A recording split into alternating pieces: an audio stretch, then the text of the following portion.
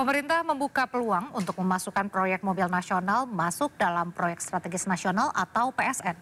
Menurut Menteri Sekretaris Negara Prasetyo Hadi, saat ini pemerintah tengah mempersiapkan rencana tersebut usai disinggung Presiden Prabowo dalam sidang Kabinet Paripurna beberapa waktu lalu. Menurut Prasetyo Hadi, pembuatan mobil dalam negeri merupakan cita-cita bangsa. Pemerintah meminta masyarakat untuk turut mendoakan agar Indonesia dapat memproduksi mobil sendiri. Meski demikian, Prasetyo Hadi masih enggan mengungkapkan pihak terkait yang akan bertanggung jawab untuk membuat mobil nasional.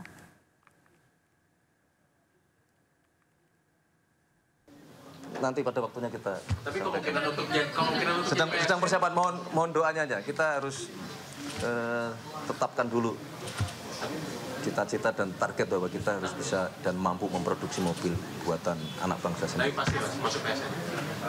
Ya nanti kita lihat. Rasa-rasanya Indonesia bakal punya mobil nasional produksi sendiri. Presiden Prabowo menargetkan mobil buatan anak bangsa akan bisa digunakan tahun 2028.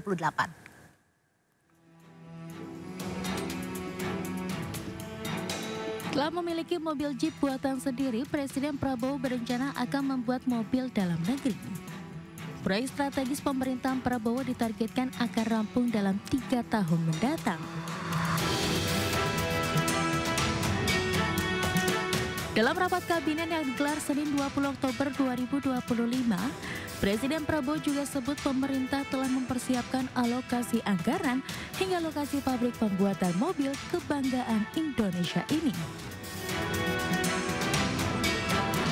Kita mulai rintis, kita akan punya mobil buatan Indonesia dalam 3 tahun yang akan datang.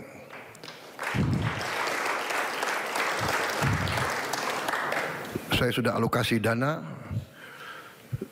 sudah kita siapkan lahan untuk pabrik-pabriknya, sedang bekerja sekarang tim. Kita sudah menghasilkan Jeep buatan Indonesia. Jadi sekarang pejabat-pejabat kita, perwira-perwira kita bangga. Kita tidak pakai Jeep buatan negara lain. Kita pakai Jeep buatan Indonesia sendiri.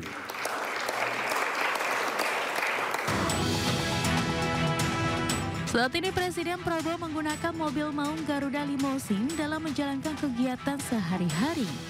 Para perwira TNI dan pejabat juga menggunakan maung untuk kendaraan dinas mereka.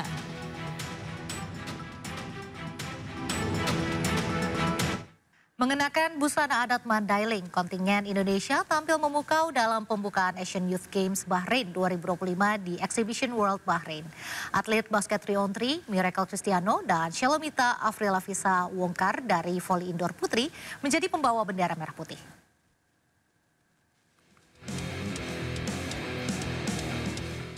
Defile kontingen Indonesia tampil penuh karakter saat pembukaan Asian Youth Games Bahrain 2025 di Exhibition World Bahrain tadi malam.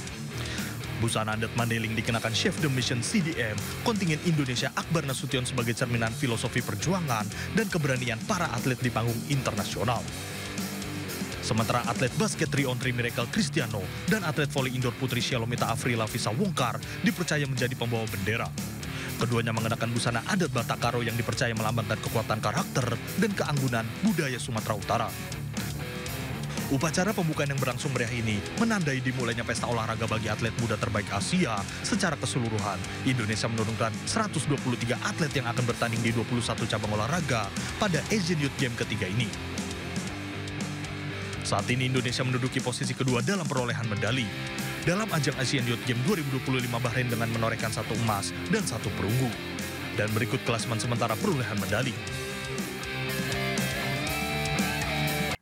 Ada saja drama yang tercipta setiap hari dari jalur kereta api KRL Jakarta. Cerita menarik hingga seram dan menggemaskan, terutama datang dari gerbong khusus perempuan. Nah, seperti apa ketegangannya? Berikut informasinya untuk Anda.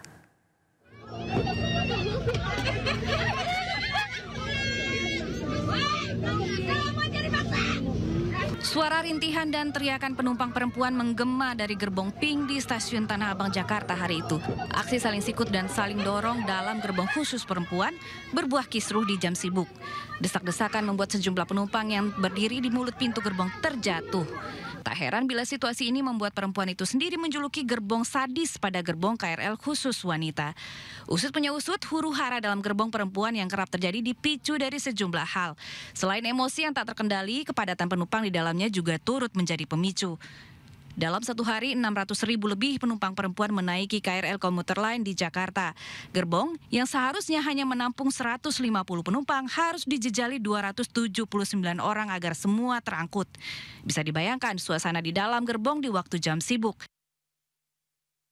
Ditambah lagi barang-barang bawaan tiap penumpang yang ikut ambil tempat di dalamnya. Suasana pengap, terhimpit hingga terjepit membuat keringat mengucur deras, namun ternyata membuat kering kesabaran ibu-ibu yang ada di dalamnya. Gerbong Pink seharusnya menjadi tempat teraman, namun faktanya bisa berubah menjadi arena adu kuat sister-sister di pagi dan sore hari. Ya, kuat di fisik untuk berhimpitan dan juga harus kuat sabarnya saat situasi tidak terkendali. Tim Liputan iNews melaporkan. Pemirsa, mulai tahun depan Gubernur Jakarta Pramono Anung mengubah pola pelaksanaan lelang proyek dari yang biasanya berlangsung pada bulan Maret hingga April menjadi November hingga Desember. Langkah tersebut diambil agar serapan anggaran daerah tidak menumpuk di akhir tahun. Pengalaman ketika di pemerintah pusat pada waktu itu yang namanya lelang dan sebagainya di Kementerian PUPR itu boleh diadakan mulai dengan bulan November Desember. Proses itulah yang kemudian mempercepat pengadaan dan juga serapan yang ada di pemerintah pada waktu itu.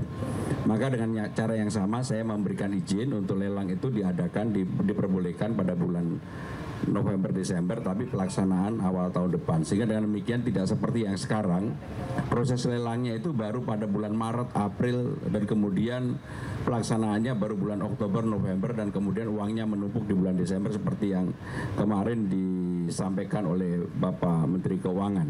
Sehingga dengan demikian saya akan memulai bahwa proses lelangnya boleh diadakan pada bulan November, Desember, pelaksanaannya bulan Januari, Februari, sehingga tidak semuanya menumpuk di akhir tahun.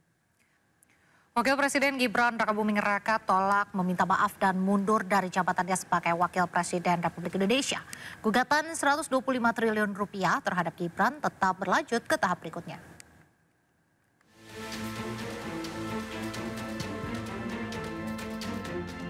Mediasi gugatan perdata 125 triliun rupiah yang diajukan Subhan Palal terhadap Wakil Presiden Gibran Rakabuming Raka menemui jalan buntu. Gibran diwakili kuasa hukumnya menolak tuntutan Subhan untuk meminta maaf dan mundur dari jabatan Wakil Presiden Republik Indonesia. Saya menyarankan dua. Di dua persyaratan itu, satu minta maaf, kedua mundur dari jabatannya masing-masing. Tapi itu nggak bisa dipenuhi, itu aja. Dua-duanya tidak mau, Pak? Ya dua-duanya tidak memenuhi persyaratan apa yang saya minta. Minta maaf. Sebelumnya Subhan menggugat Wakil Presiden Gibran Rakabuming Raka dan KPU karena dinilai melakukan perbuatan melawan hukum karena ada sejumlah syarat calon Wakil Presiden yang tidak terpenuhi. Penggugat pun meminta majelis hakim mengadili dan menuntut Gibran membayar ganti rugi 125 triliun rupiah ke negara. Tim Liputan iNews melaporkan.